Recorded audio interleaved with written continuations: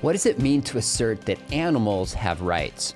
And if they have rights, what does that say about consuming meat for food? If animals do not have rights, how do we justify laws that prevent cruelty to animals? We're going to discuss these and much more around a revision of a very influential book by Princeton philosopher Peter Singer called Animal Liberation Now. I'm your host, Sean McDowell. I'm your co-host, Scott Ray. This is Think Biblically, both an audio and a YouTube version of our typical conversation. This book absolutely fascinated me, Scott. I know your expertise is in ethics and you've studied this for a while, so I want to lean on you for your insights in this. But he wrote this 25 years ago.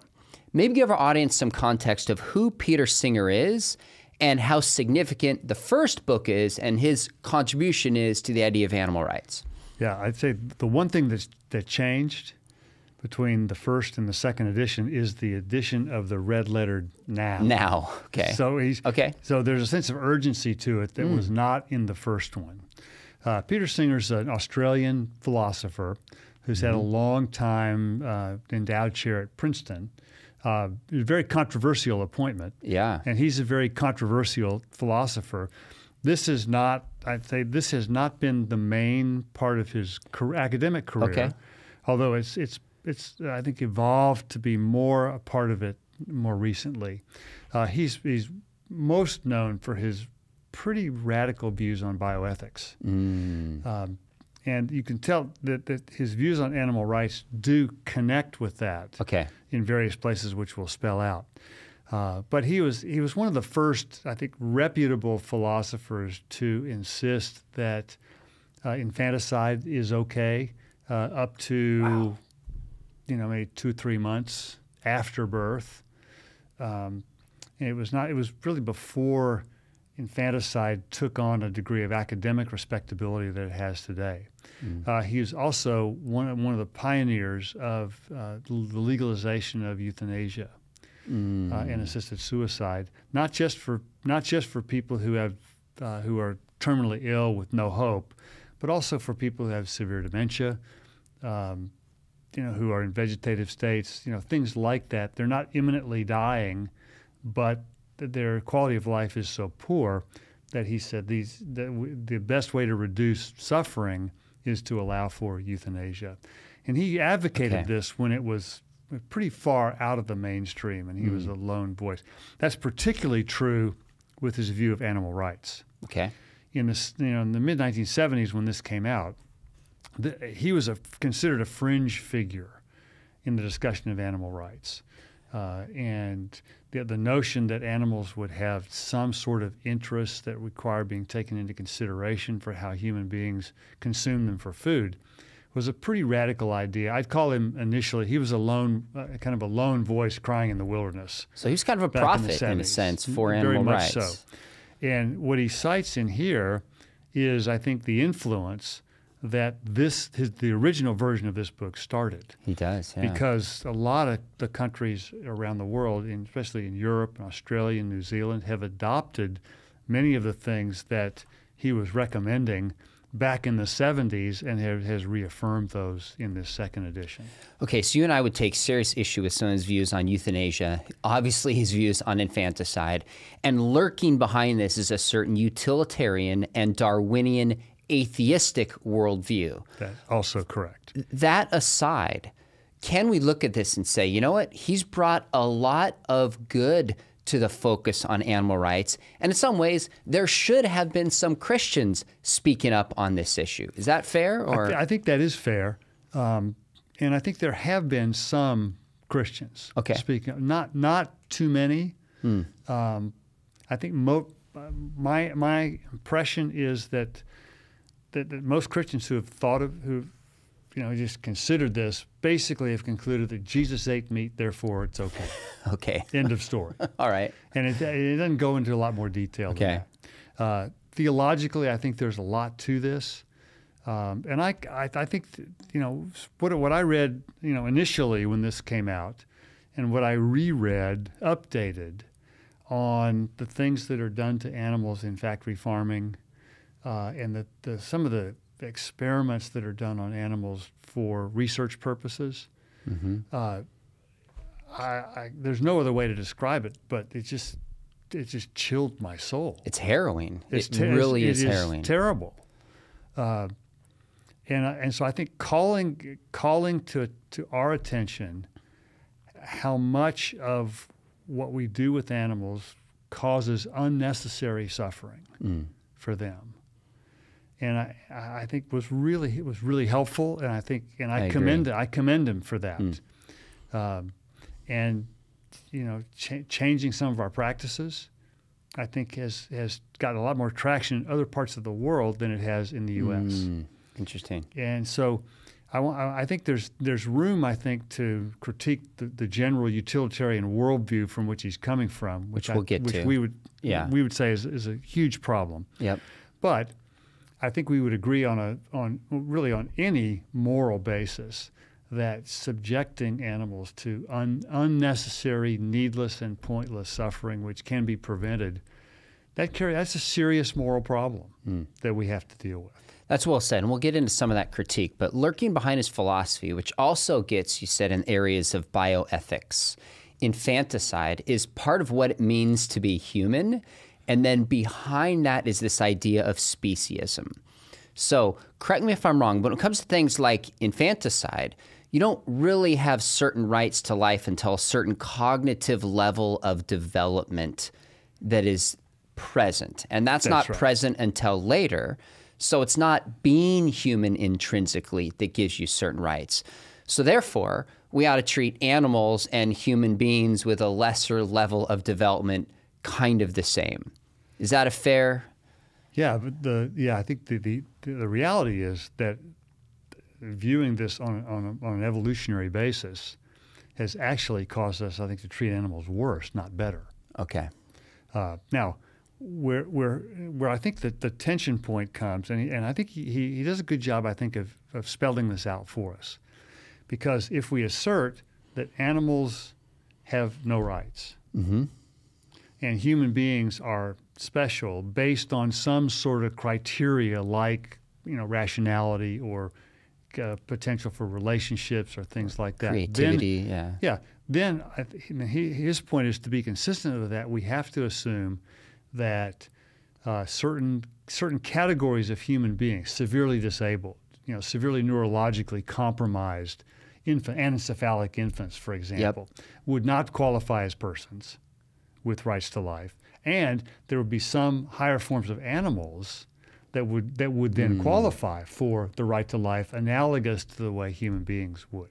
Okay. Now, I think what this illustrates is that the whole enterprise of identifying a human person based on some of these qualities, we would call them capacities that have been actualized or not, is, I think, problematic right from the start, because making a person's moral status dependent on those kinds of attributes runs into some pretty straightforward counter examples that I think would strike the average person as just horrendous. Okay. For example, in somebody who goes under general anesthesia has none of those attributes, right?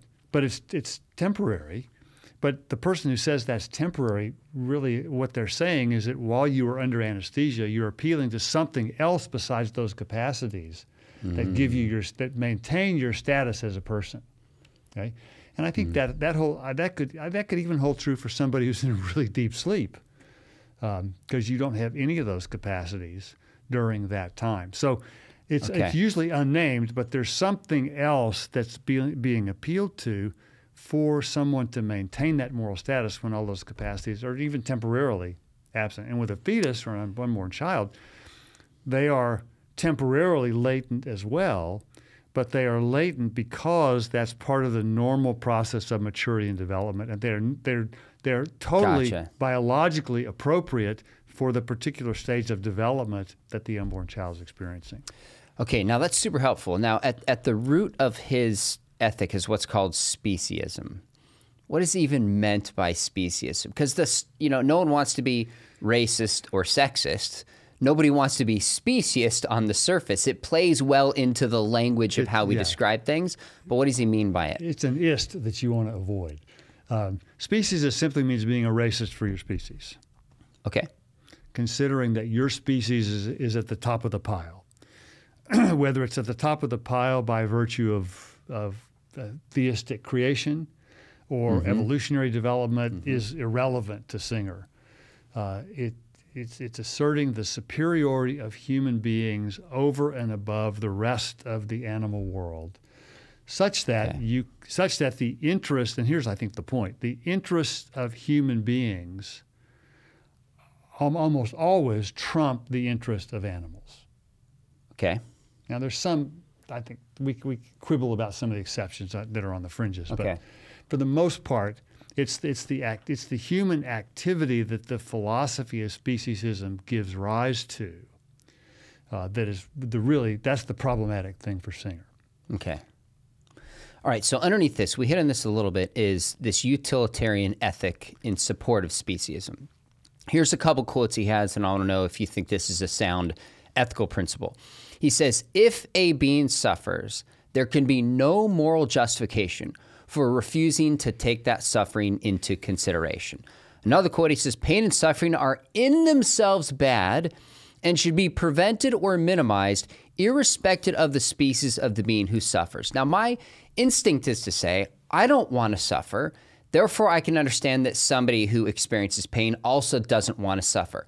That's intuitive, but this assumes a certain moral obligation and moral duty we have, not only to other human beings, but to other species on the planet.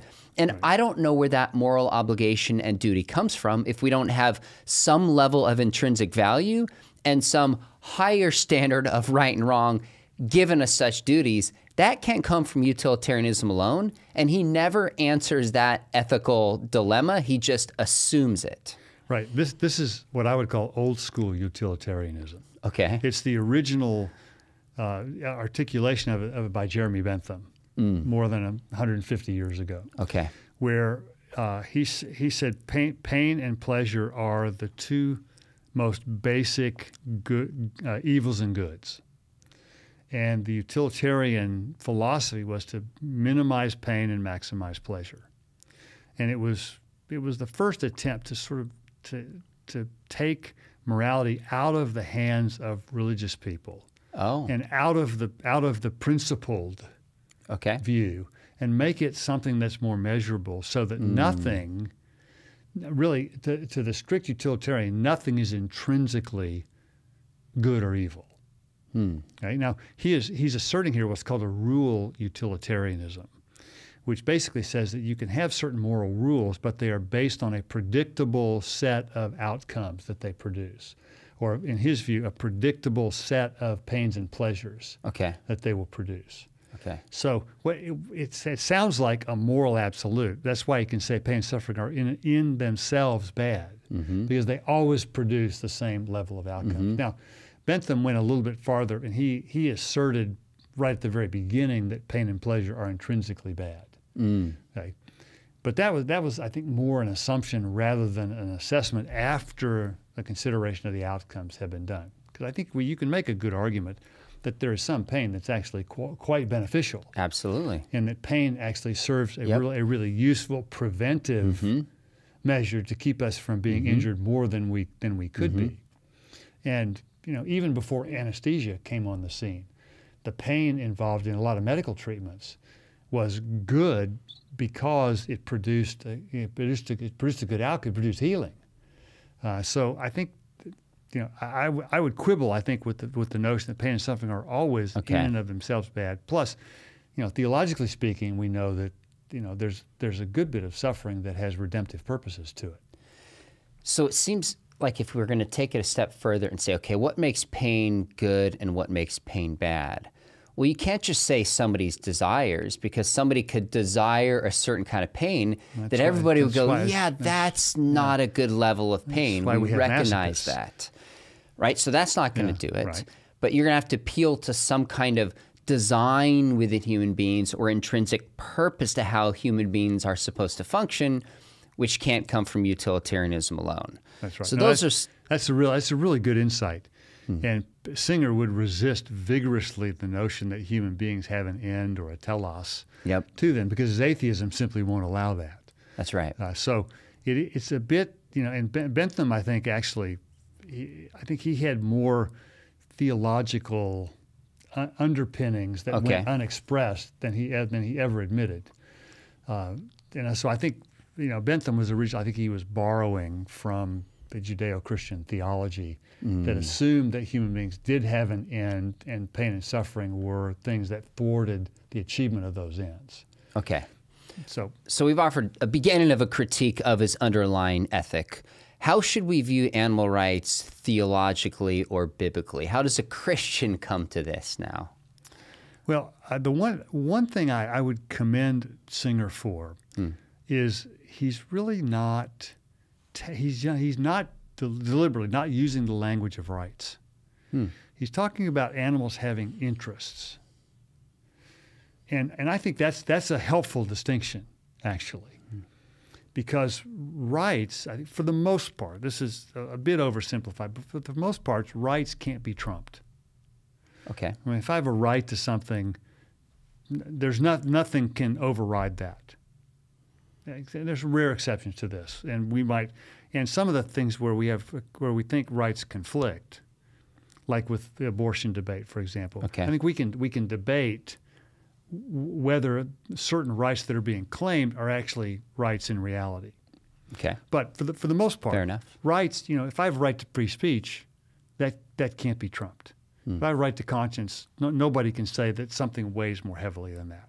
Okay. Interests, by contrast, are things that I think are not only capable, but it's appropriate to say my interests can be subordinated to other interests that we deem weightier and more important. So animals, I think, it's fair to say that animals have interests.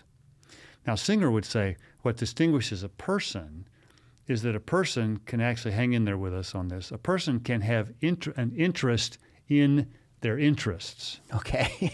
All right. Which is just another capacity that would distinguish human beings from animals. But I think Singer was also... Does that mean we have an awareness of those interests and can reflect upon those interests? That's correct. Animals just have them without awareness that they even have them. Okay.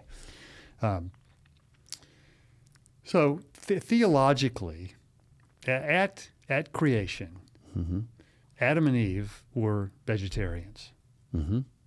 Right? I don't think there's much debate over that. After the fall, they were clothed, and animals were killed for the first time to clothe them in animal skins.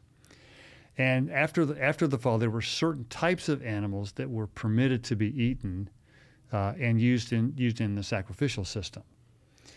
Certain types of animals, mainly pork and shellfish, because they ate garbage for food and were considered unclean. After the coming of Christ, all animals, all unclean foods were declared clean. Interesting thing on this may be somewhat controversial, is I think you can make a plausible case, although I probably wouldn't go to the stake for this. Okay. But a plausible case that when the kingdom comes in its fullness after the Lord returns, there's a lot of things that will happen in the kingdom when it comes in its fullness that is recreating the values of creation that were lost at the fall. Okay. One of those is the prophets tell us that the imagery they use is that the lion will lie down with the lamb and the wolf will lie down with the young calf, something like that, which suggests to me that the relationship between predator and prey will no longer be a thing. Now, one of the implications of that could be, and I realize our viewers and listeners may not particularly care for this conclusion, but one of the implications of that may be that when the kingdom comes in its fullness, we will revert back to the vegetarianism pre-fall. Now, what that would suggest is that in the meantime, we have certain things that we would call kingdom foretastes, right? How we love our neighbors, for example, is a kingdom foretaste of what our relationships with our neighbors will be like when the kingdom comes in its fullness. The justice that we achieve in this life is a kingdom foretaste of the just society that we'll have when the kingdom comes in its fullness. And it may be that, I think being more careful about how we consume meat it could be a kingdom foretaste of what life will be like when the Lord returns. Right? Now, again, I'm not going to the stake for this. Sure. But I think it's a plausible case. Now, there are a couple other things that relate to this. Now, before you get to the other couple things, this is definitely debated. So our friend and not Biola colleague, but apologist, philosopher colleague, Paul Copan makes an argument that there was death and animals and farming before the time of creation and the time of Noah. Right. Animals were built like sharks with teeth to consume.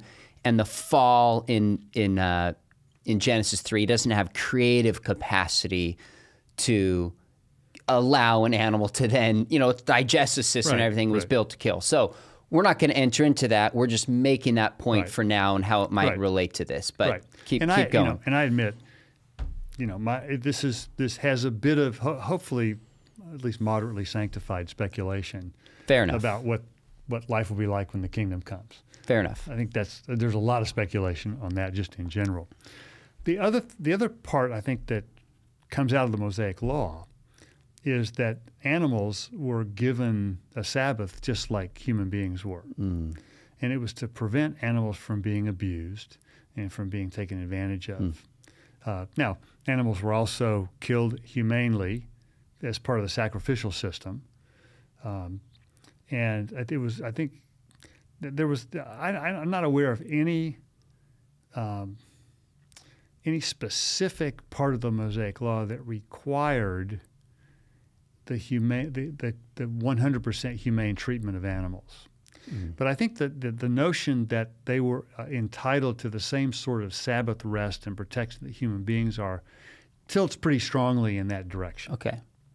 And the other part of this is that throughout the Psalms, God acknowledges that the predator-prey relationship is one of the means by which he feeds and takes care of his creation. Right. So it's hard, I think, to say that there's something intrinsically wrong with that, since God clearly sanctioned that, at least for Old Testament Israel. Okay. And it is true that Jesus ate meat apparently without any moral compunction. So, and that at least suggests that there's nothing intrinsically wrong with eating meat, and there's no violation of animal interest, since I don't think it's quite fair to say that animals have rights, because if they do, then they obviously have the most basic right, which is the right to life. Yeah. But in the scriptures, they clearly don't. And so I don't see where there's any biblical requirement to say that animals have rights. What I would say is that animals have interests, and then the reason we have laws protecting animals from cruelty is, yes, to protect animals from the wanton infliction of harm, but also as something that's good for human beings.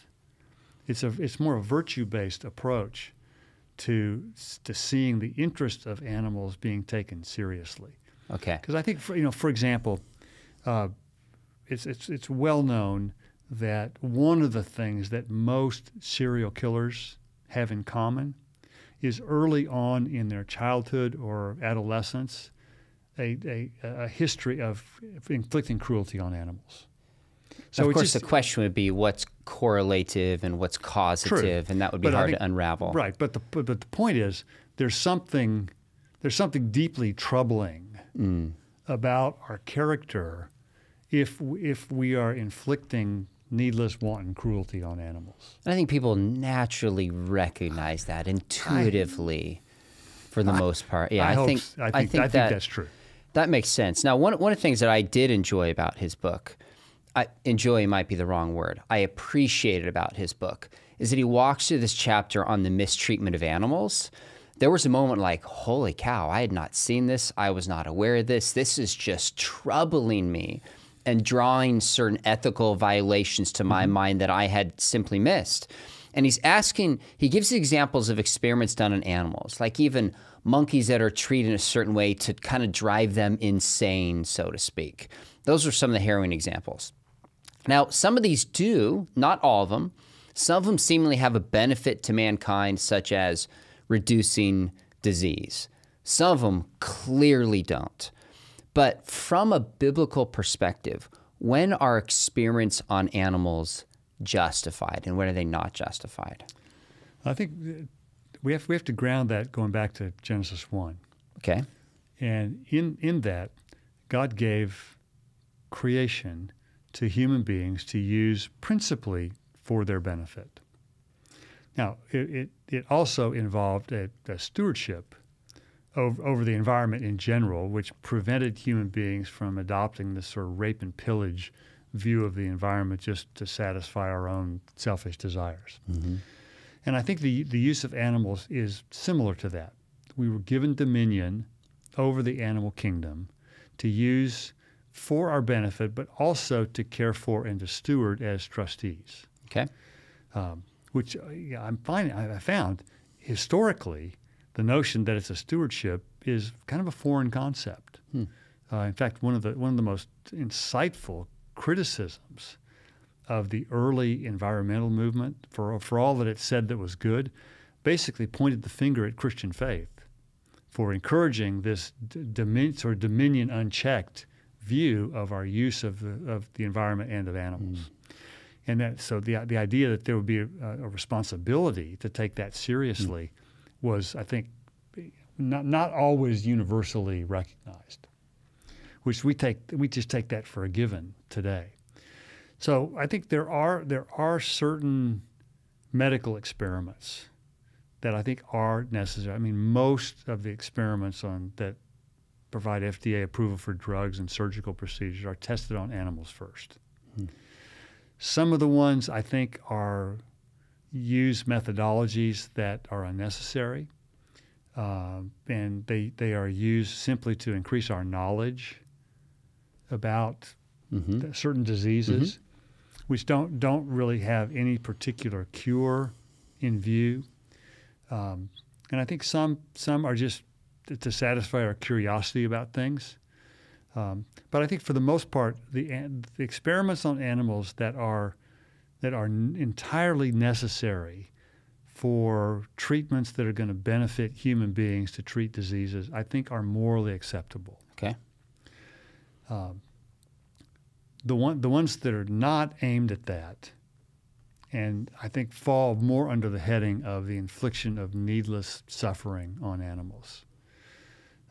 And I think the part of it depends on, too, the type of animal that's being used. I mean, most early experiments are done on rats and mice. Okay.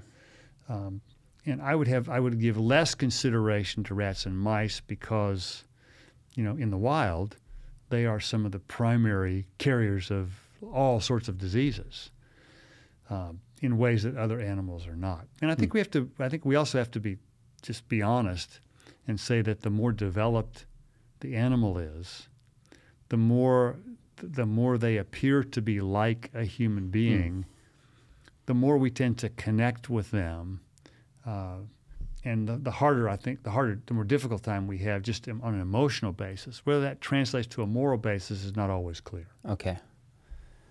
Wow. All right. So let's take this a step further. Singer suggests that we should feel the same horror at animal abuse as we do the gladiator games.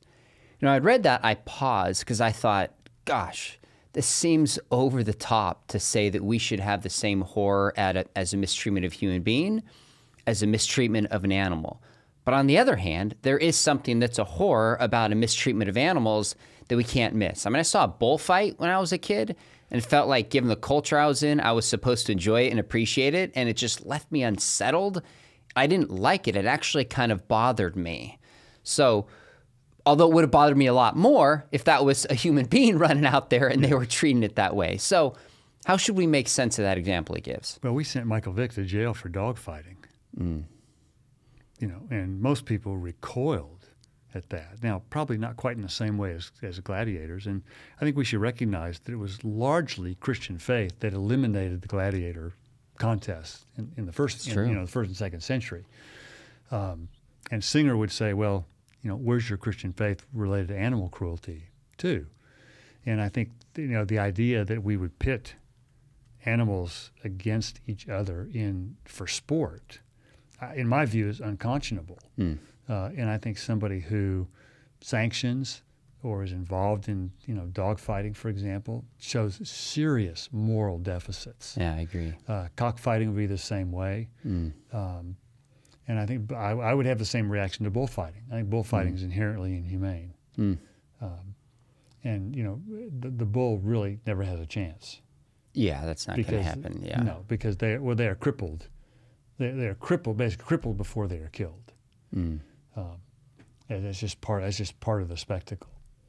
So I think I'd share your reaction over the top, but there's a reason that those strike the kind of revulsion in us that they do, and that there's usually when we feel repugnance about something, there's something to it, and I think there's something to that here.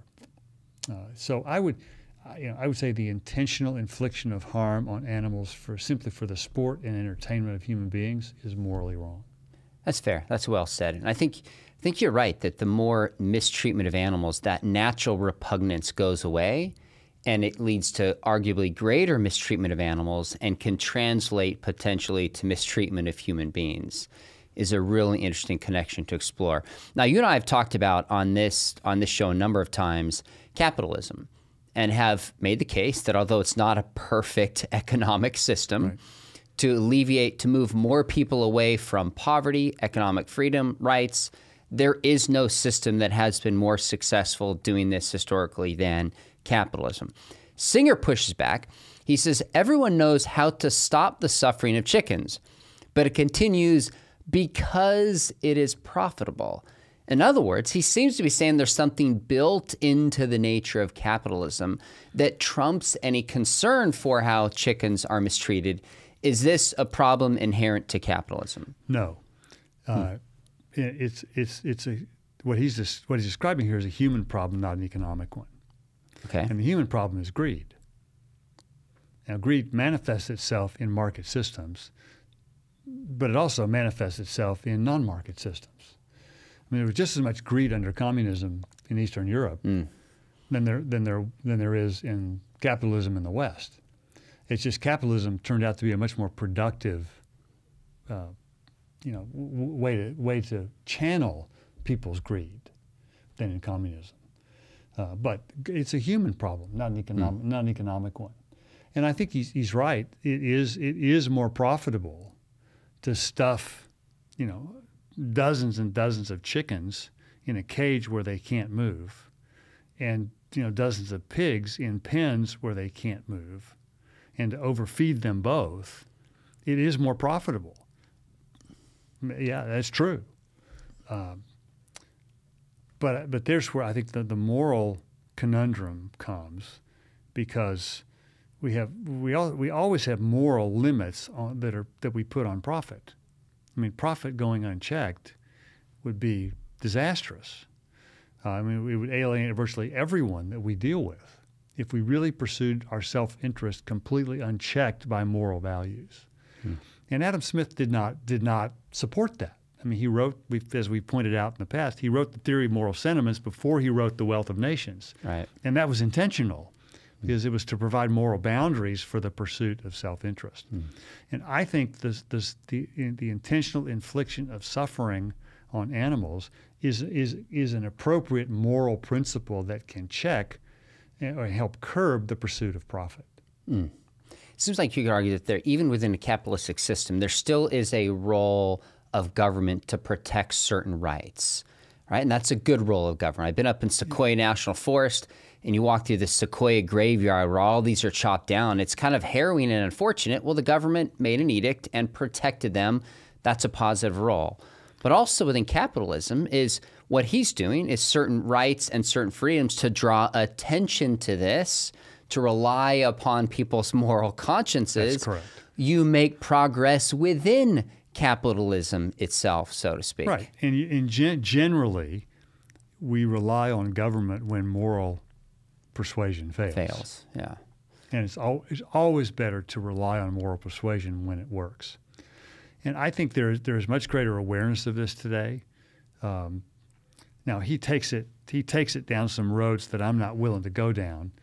But I think that the fact that, especially with the way chickens and pigs are raised in most of the U.S., I think constitutes an unjustifiable infliction of suffering on them, which I actually think Singer is right. We know how to fix this.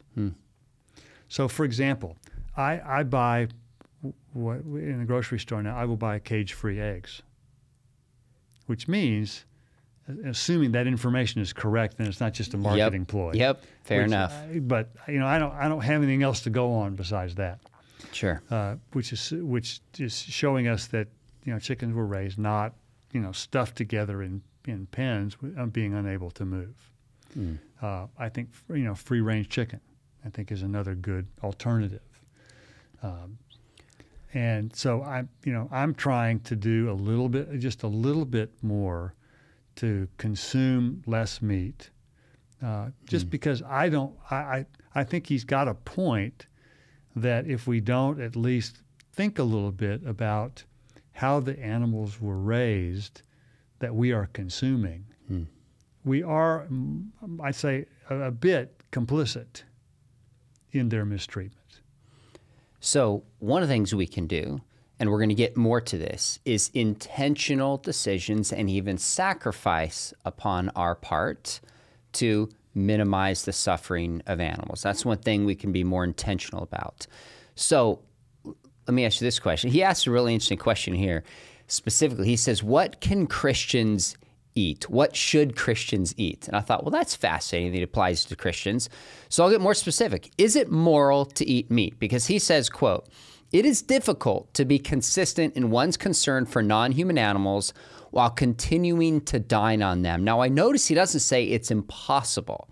Right. He said it's difficult to be consistent in one's concern for non-human animals while continuing to dine on them. So can a Christian eat meat? Yes. Okay. Yes, you can. And there are meat producers that have humane treatment of animals. My understanding is that cattle are killed humanely. They are allowed to roam for the most part. And I think he's probably overstating some of this, that animals experience terror and dread when their death is forthcoming. I'm not so sure about that. Yeah. I do have a problem with the production of veal. For example, the way that's produced, I think that is inhumane, and the way they separate calves immediately from their mothers. And so this I didn't even know what this was until like 2 years ago. I just missed it. It's a young calf who's separated from mother, raised in a certain way that seems to typically inflict certain pain upon the calf, to have a more kind of lean meat that is favored by certain restaurants. That's correct. Okay. Yeah, so I don't ever eat veal, and won't. Okay. Because of that. Okay. So the question is not, is it in principle to eat meat? It's how are the animals treated as more superior morally for the Christian, whether they eat meat or not. That's the root of the question. And the reason for that is because theologically, I don't think you can say that animals have rights. Okay? Now, they have interests. They have interest in being protected from cruelty. And I think, again, that what grounds that, I think, ultimately is a virtue-based approach based on the character of human beings that's displayed when that's exhibited. So I think you can, and I don't think this is something that we ought to have a lot of guilt over. But I think having some awareness of how some meats are produced. I think it's not unreasonable to say I don't want to be a part of that. Okay, so is it morally superior then to be a vegan? Because you said a moment ago, you said cage-free insofar as I can control, which means there's a chance that we're being deceived in eating certain eggs, which means there could be the chance that we're being deceived with the production of certain meat. Why not err on the side of just not eating meat, not eating eggs? Is that a morally superior position for a Christian? I wouldn't say it's morally necessary. Okay. And I don't think it's necessarily morally superior. And the reason for that is because of the view we've previously suggested. There's nothing intrinsically wrong with that. Now, I think it is morally preferable not to be complicit with evil when it's in your power to do so. Okay. Right? Now, in my view, it's not really in my power to explore all of the justifications for the labels and whether that's the real thing or not, whether it's marketing or not. Sure. My hunch, I don't know this for sure. My hunch is that the USDA, has pretty clear requirements that you can't say cage-free if it's actually not. Okay. So I think this is, I think, a very appropriate role for government to enforce those standards that people, make producers actually mean what they say about their products. Okay. So I wouldn't go so far as to say that it's morally superior. Okay. Now, I think some people are vegans and vegetarians strictly for health reasons that have nothing to do with how animals are raised. I respect that, but I would call that morally neutral.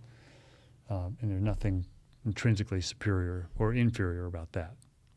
So you mentioned Jesus eating meat, which for a Christian would be the trump card. We know he ate fish. Is meat at the Passover meal?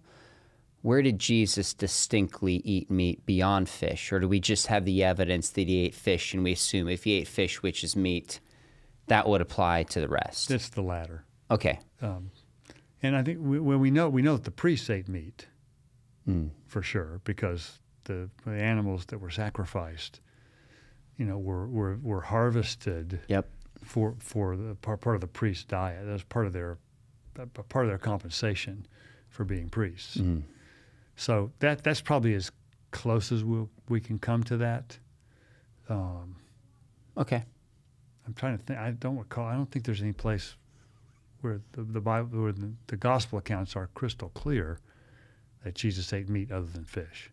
In the story in Luke, of course. Right. Okay.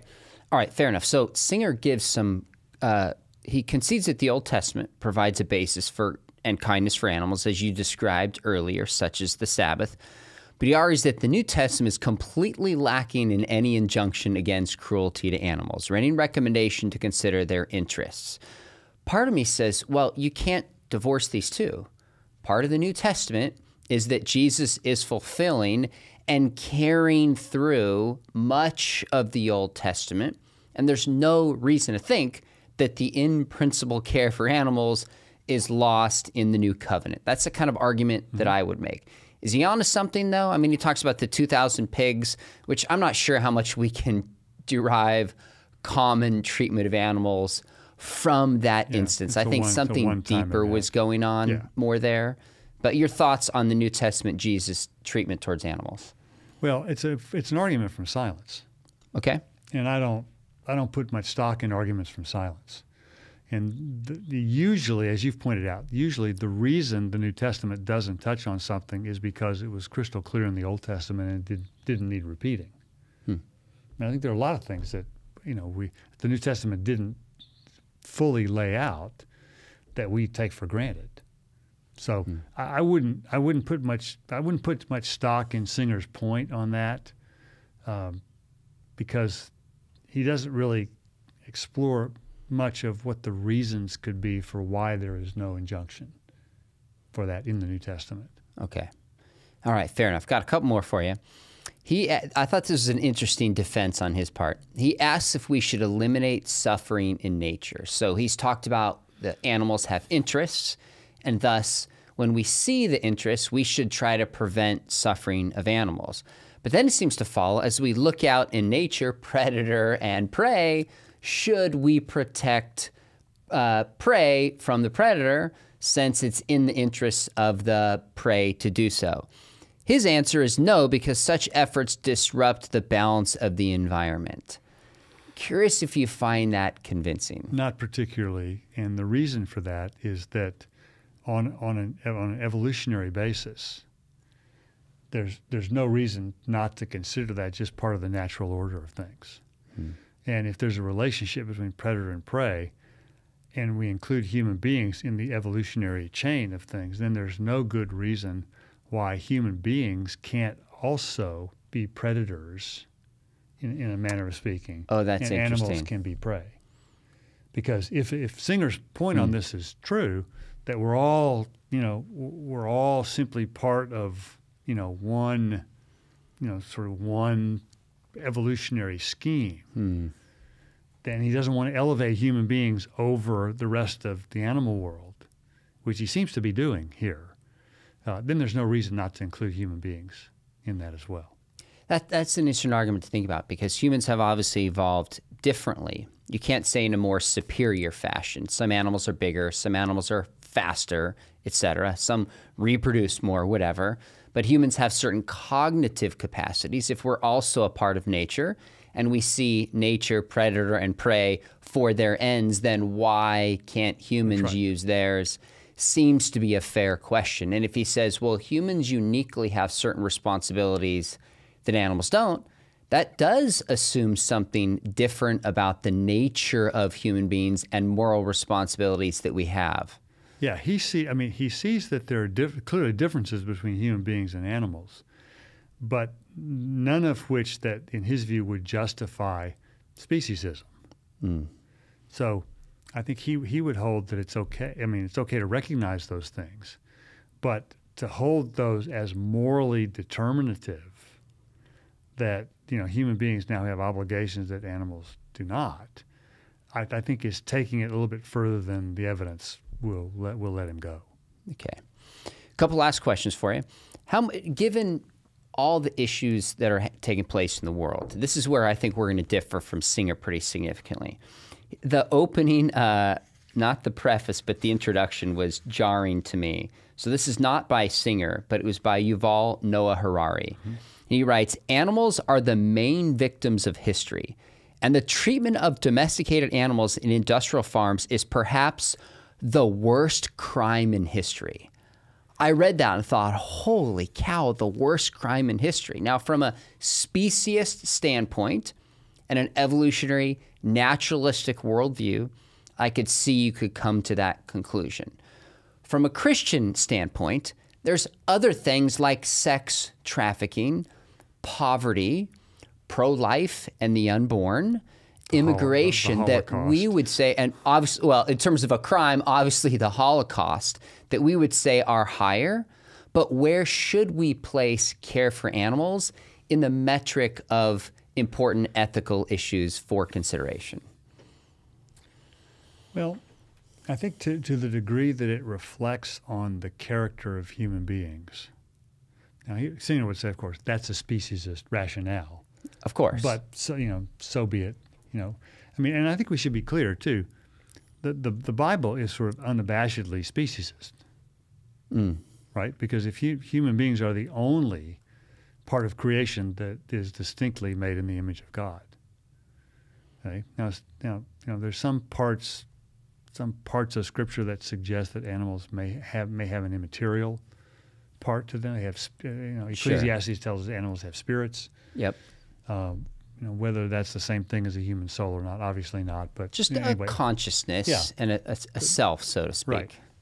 Right. They have it's an internal defining essence that sort of governs their biological development, similar to human beings.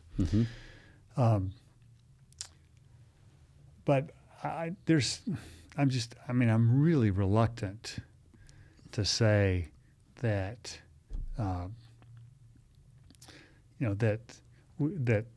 that the treatment of animals is right up there with the treatment of the unborn, for example, or the treatment of the vulnerable elderly, because to mistreat a human person is to do damage to the image of God, in a way that I think to mistreat animals, I think is terrible because of their vulnerability, but is not quite the same moral injury that it is when human beings are mistreated. So I wouldn't put mistreatment of animals on the same level as human sex trafficking, for example, because I think that does far more damage to the image of God. Okay. So, yeah, but does that mean we should be callous to the unnecessary, wanton infliction of suffering on animals? I think the answer to that is no. We shouldn't be indifferent to that. And I think that probably should say something about the foods that we consume. Seems to me a lot of these debates can't be solved by just on the level of talking about, do animals have rights? How should we treat animals? Speciesism, until we get to the deeper underlying worldview considerations. So we've compared and contrasted this evolutionary Darwinian worldview, one incarnation of it, and what it looks like in this speciesist approach, with Christianity. But to solve those, we're going to have to go to the deeper questions. Yes. Is there a God? Is there evidence for design? That's how we settle the difference between these two. And of course, we haven't gone into that today. That's a separate conversation. In fact, we actually had Peter Singer on campus about 15 years ago. Yes, we did. Debating the existence of God, which is the underlying question before you get to these. And actually, in conjunction with that, you just reminded me of it. I moderated a debate between Singer and Nigel Cameron. Oh, that's interesting. About the sanctity of life. Interesting. And okay. Anyway, very interesting. And Singer, I will admit, was treated very poorly. Really? And disrespectfully by the audience. Oh, I hate to Nigel, hear that. Was not true for Nigel. Nigel treated him very respectfully, and he had a relationship with This was him. not at Biola. This was obviously somewhere else. We wouldn't tolerate that nonsense. And I remember I finally had to tell certain people who were asking really hostile questions to sit down and shut up, and you just lost the floor. Wow. It was a little discouraging, actually. That's unfortunate. Yeah. I hate to hear that. Well, so last question for you. Are you aware of some Christians doing this well in terms of how they're running their business? So for my grandmother-in-law's 90th birthday, I think it was, we went to this, I don't even know what they called it. It wasn't a zoo, but it was this organization committed to rescuing abused animals, treating them rightly, and then you could come see tigers and bears and like it was beautiful and it was amazing. There's something inside of me that's like, I wonder what the faith commitment is of this person. Yeah. And it felt like a Christian kind of thing to do. Are you aware of some specific things or just examples of Christians doing this well? In terms of business owners, not off the top of my head. Okay.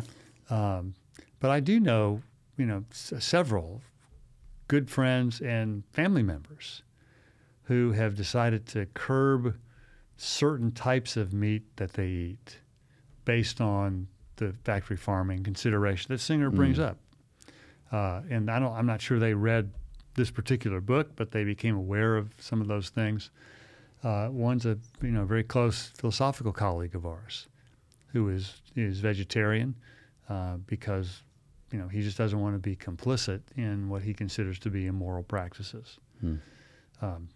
Now, I think there's, I'm not aware of any people who claim the name of Jesus who are in the meat production industries or who have family farms.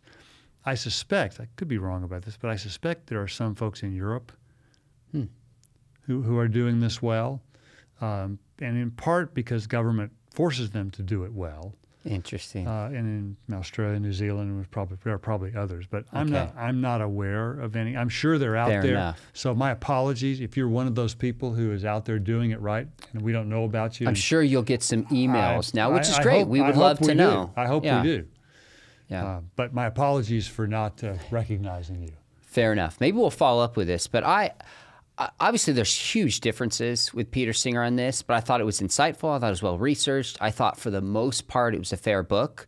And for those who want to read and understand where the debate's at, obviously they've listened to this. If they're still with us, check out this book. Are you aware of, again, I didn't ask you this question ahead of time, are you aware of a book where a Christian writes a book kind of on the other side of this from a Christian perspective, or is this something that you've written on? I have. There's a section in Moral Choices on this. But the one thing I'm not sure that we'll put the title in the notes here, but Bob Winberg, who was a longtime philosopher at Westmont, who's retired now, did a very, very insightful book on animal welfare, animal interests. So I don't recall the title right off the top of my head, but we'll put it in the notes that when we post the podcast, people can get access to that. Fair enough. Scott, this is so interesting. This is a newer topic to me. I wish I was aware of it a long time ago because it has practical implications for the meat that I buy, the eggs that I buy, thinking about this Christianly, but I appreciate your continued work in this. Great insights.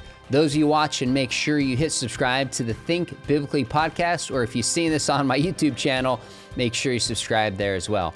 Thanks for listening, and this is brought to you by Talbot School of Theology, Biola University. We'd love to have you think about joining us there. We'll see you next time.